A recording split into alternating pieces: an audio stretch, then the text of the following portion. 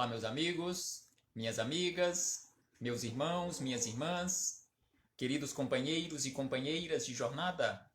Aqui estamos chegando mais uma vez para mais um momento de estudo, mais um momento de reflexões acerca do Evangelho do Cristo, à luz da doutrina espírita.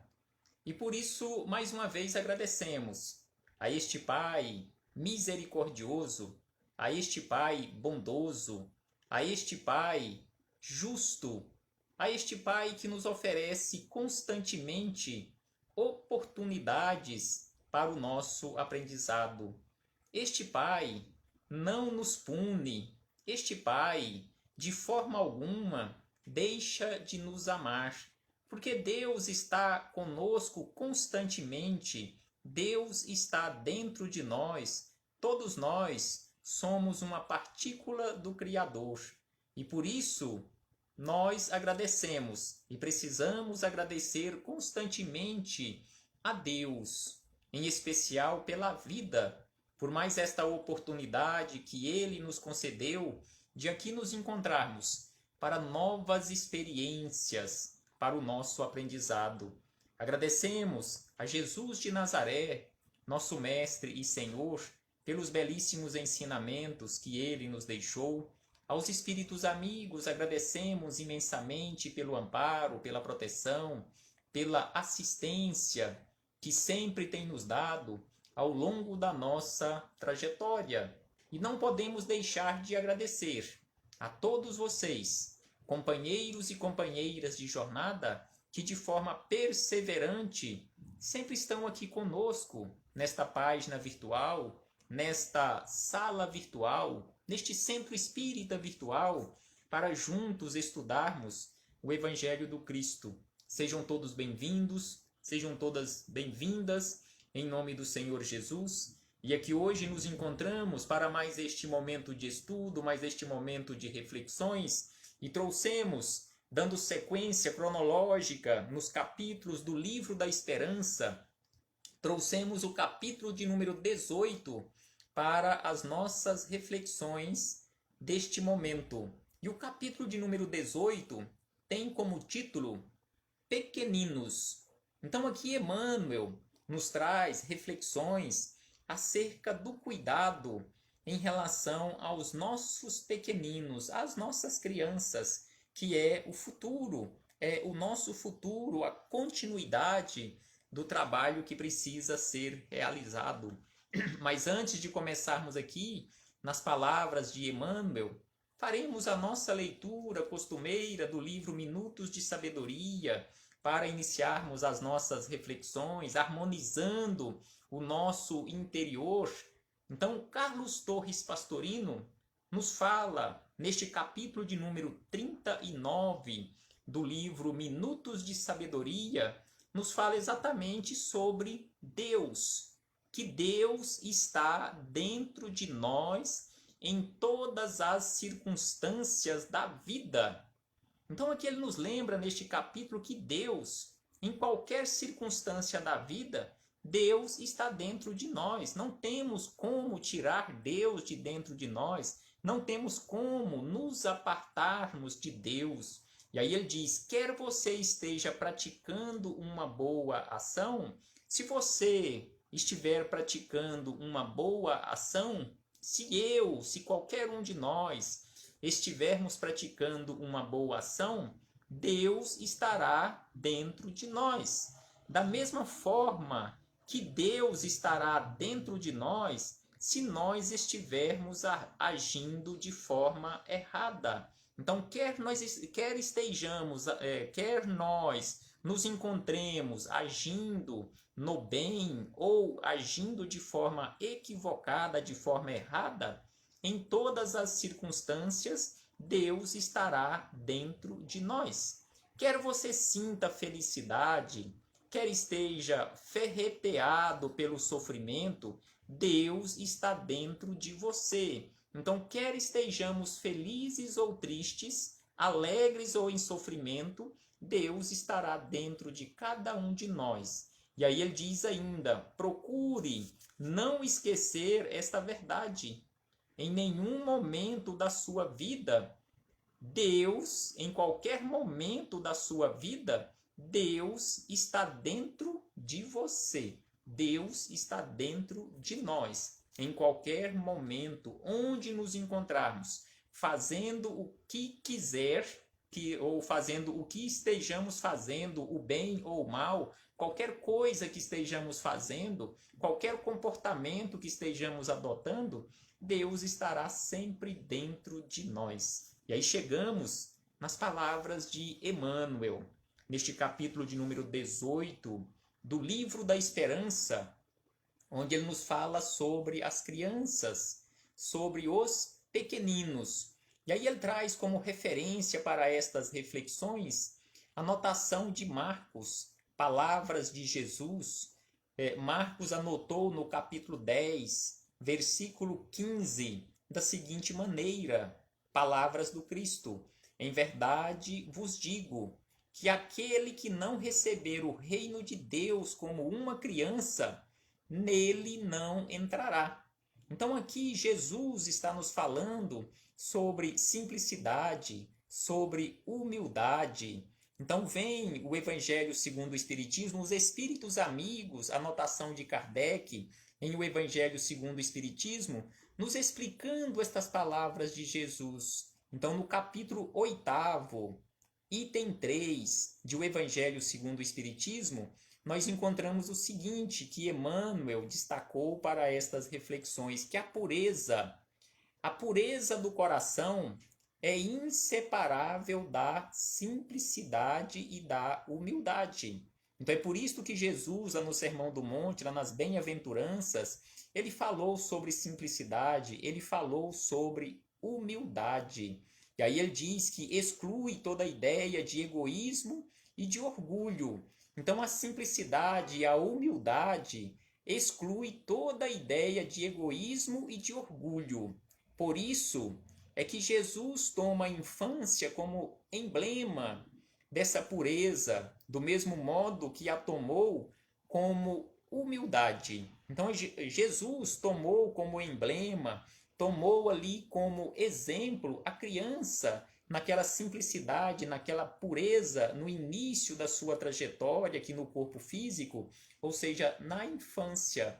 Então é preciso que nós nos tornemos, trabalhemos em nós e nos tornemos verdadeiramente puros de coração, que possamos extrair de nós, expurgar do nosso interior o egoísmo, o orgulho, e nos tornando verdadeiramente puros e humilde. Simplicidade e humildade, sem sombra de dúvida, é o que nós precisamos para caminharmos para a frente e para o alto constantemente.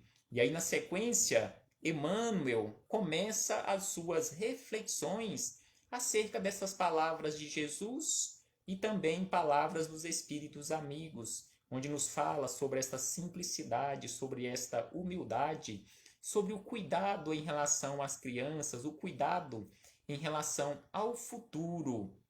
Então ele nos diz o seguinte, que no mundo resguardamos zelosamente livros e pergaminhos, empilhando compêndios e documentações em largas bibliotecas que são cofres fortes do pensamento.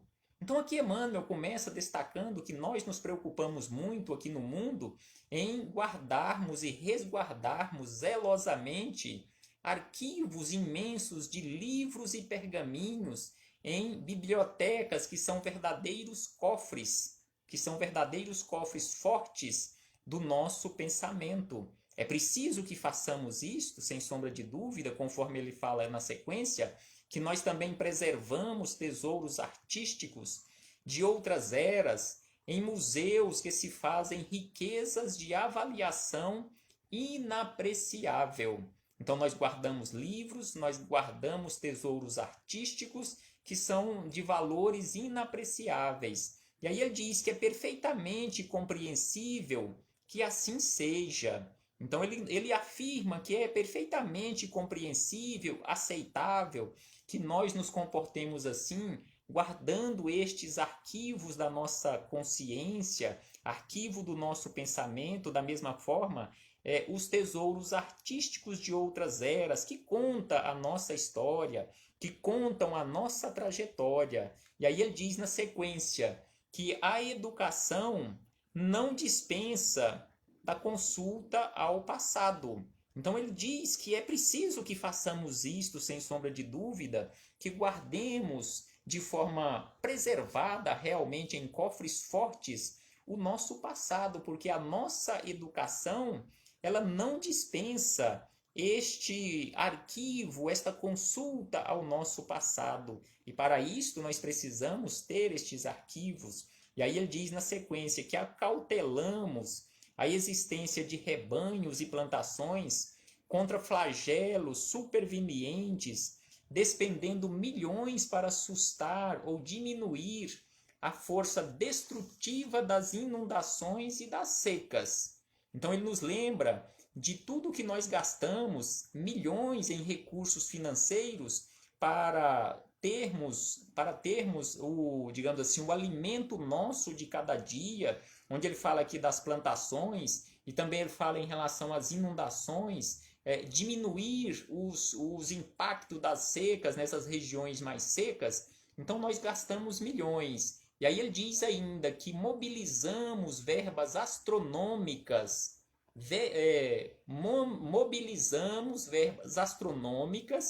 no erguimento de recursos patrimoniais devidos ao conforto da coletividade, tanto no sustento e defesa das instituições, quanto no equilíbrio e aprimoramento das relações humanas. Então aqui ele nos fala sobre aqueles recursos astronômicos que nós gastamos, que nós investimos para o conforto da nossa gente, o conforto da coletividade, o conforto também da individualidade, sustentando a defesa das instituições quanto ao equilíbrio e ao aprimoramento das relações humanas. E na sequência ele diz que tudo isto é claramente normal que aconteça. Então, realizar estes investimentos astronômicos em relação a tudo isto que ele falou é perfeitamente normal que aconteça, justificável, aceitável que aconteça e precisa realmente acontecer.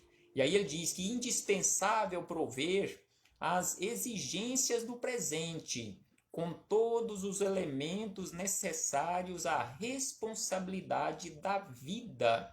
Então ele nos chama a atenção que é preciso fazer tudo isto, todos esses investimentos, preservar a nossa história, através dos livros, através dos tesouros que contam o nosso passado. É preciso fazer investimento em relação à produção de alimento, produção de tudo que traz conforto para o ser humano aqui na Terra, em relação à coletividade, à individualidade, à relação entre os povos. Mas é preciso, é indispensável que realmente façamos esta prevenção, ou que venhamos realmente prover as existências, ou melhor, as exigências do presente, com todos os elementos necessários à responsabilidade da vida. É preciso preservar a vida, sem sombra de dúvida, porque senão não teremos continuidade, porque senão seremos extintos na condição de raça aqui da face da terra. E aí ele diz ainda, urge, ou seja, é urgente, é premente, entretanto, assegurar o porvir. E para assegurarmos o porvir, ou seja, o futuro, nós só temos o presente para agirmos. Então ele fala que urge, entretanto, assegurar o porvir, a esboçar-se impreciso no mundo ingênuo da infância. Então ele fala das crianças, que é preciso que nós façamos a nossa parte, aquilo que nos compete, para realmente dar essa segurança, porque o futuro é incerto em relação aos nossos pequeninos neste mundo ingênuo da infância.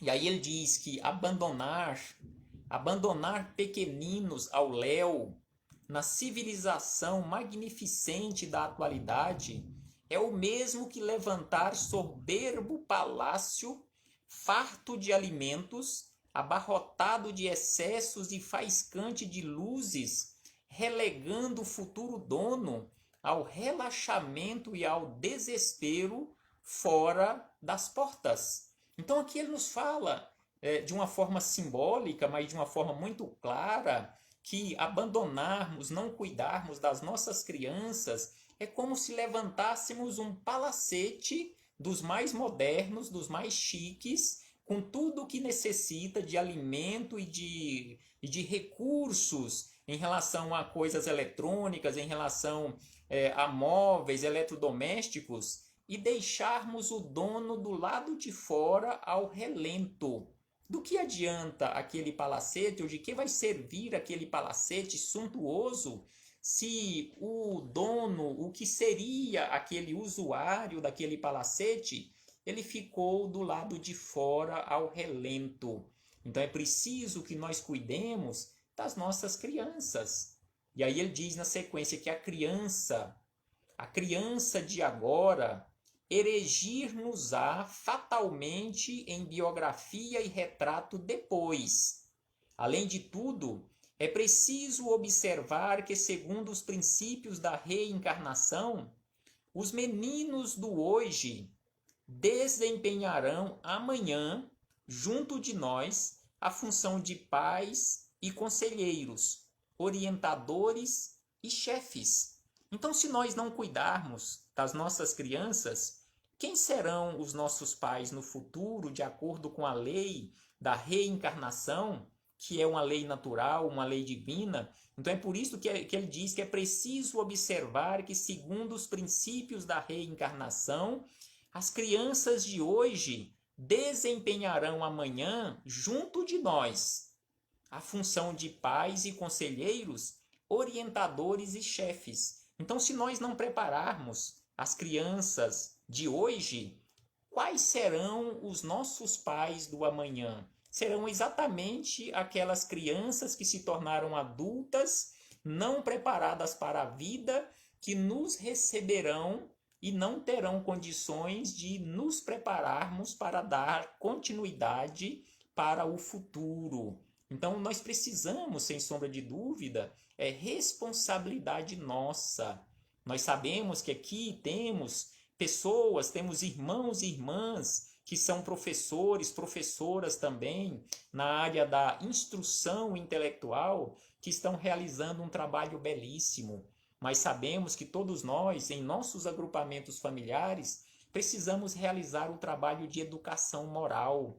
Porque, via de regra, conforme ele fala aqui em relação à reencarnação, os papéis vão se invertendo. Hoje eu estou na condição de pai, a minha esposa na condição de mãe, de dois espíritos numa roupagem feminina que vieram ao nosso lar, sob a nossa responsabilidade, sob a nossa guarda provisória, mas amanhã elas serão os nossos pais, serão pai, serão mãe, e assim sucessivamente esses papéis irão se invertendo de acordo com as necessidades. Aqueles nossos avós serão também nossos pais, nossos tios. Então é preciso que nós trabalhemos ali no nosso agrupamento, aqui no nosso agrupamento familiar, e coletivamente, sempre que tivermos a oportunidade de participarmos de algum evento, algum trabalho para auxiliar as crianças, igual muitos centros espíritas fazem campanhas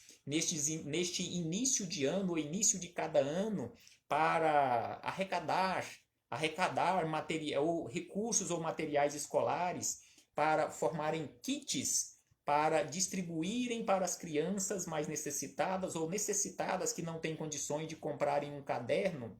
Precisamos, na medida do possível, participarmos destas campanhas, porque estaremos auxiliando e preparando, ou auxiliando no preparo deste futuro. E aí Emmanuel encerra esta belíssima mensagem dizendo: não nos cansemos, pois, de repetir que todos os bens e todos os males que depositamos no espírito da criança ser-nos-ão devolvidos.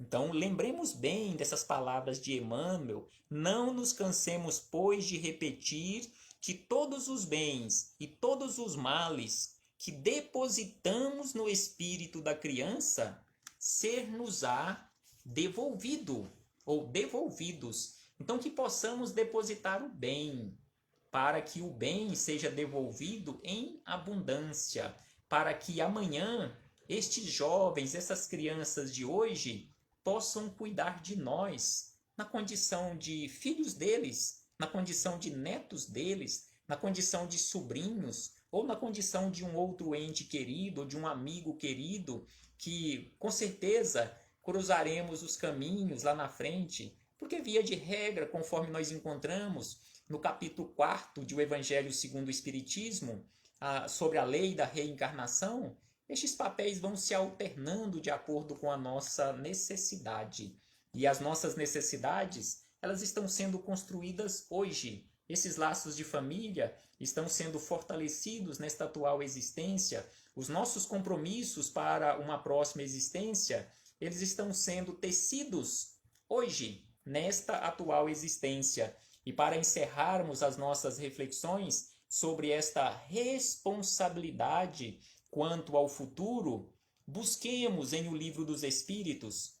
A resposta é um pouco extensa, faremos a leitura aqui do questionamento e apenas de algumas frases da questão 582 de O Livro dos Espíritos, quando Kardec questionou os espíritos amigos: pode-se considerar a paternidade e a maternidade como uma missão aqui na Terra? Nós sabemos que tem muitos companheiros e companheiras que não tiveram a oportunidade, biologicamente falando, de serem pais aqui na Terra, ser pai e ser mãe aqui na Terra, na atual existência. Mas sabemos também que não é por este motivo que não temos ou que não teremos responsabilidades em relação às crianças. Mesmo que você não tenha tido a oportunidade de ser pai ou de ser mãe na atual existência, você também tem responsabilidade no cuidado, na medida do possível, em relação às crianças, em relação a este preparo do futuro. Porque, conforme nos dizem aqui os espíritos amigos sobre este questionamento de Kardec, que é, sem contradita, uma missão e, ao mesmo tempo, um dever muito grande que obriga, mais do que pensa o homem, a sua responsabilidade quanto ao futuro. Então, aqui eles falam exatamente em relação à nossa responsabilidade quanto ao futuro. Na 583, Kardec questionou: se uma criança se tornar malgrado os desvelos de seus pais, estes serão responsáveis?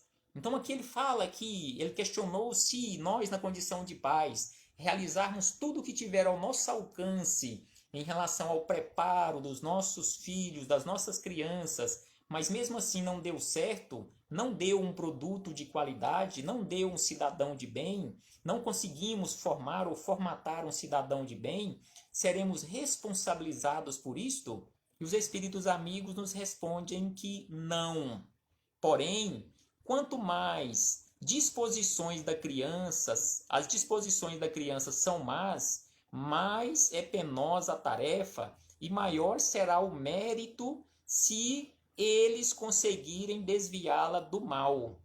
Então aqui eles falam que quanto maiores os problemas, quanto mais rebelde o espírito, se nós conseguirmos auxiliar aquele espírito, maiores serão os nossos méritos. E na 583A, Kardec questionou o seguinte: se uma criança resulta um bom sujeito, um homem de bem, malgrado a negligência ou os maus exemplos dos pais, estes retiram algum fruto, ou seja, terão algum mérito, mesmo que ficaram de braços cruzados, não fizeram nada ou quase nada e ainda deram maus exemplos à criança, mesmo assim deu um cidadão de bem, teremos algum mérito em relação a isto? A resposta é curta, direta, mas de uma profundidade que nós nem imaginamos. A resposta é simplesmente: Deus é justo. É só esta a resposta, não precisa acrescentar. Se eu não fiz nada, que mérito eu terei? Deus é justo. Não tenho o que colher onde eu não plantei.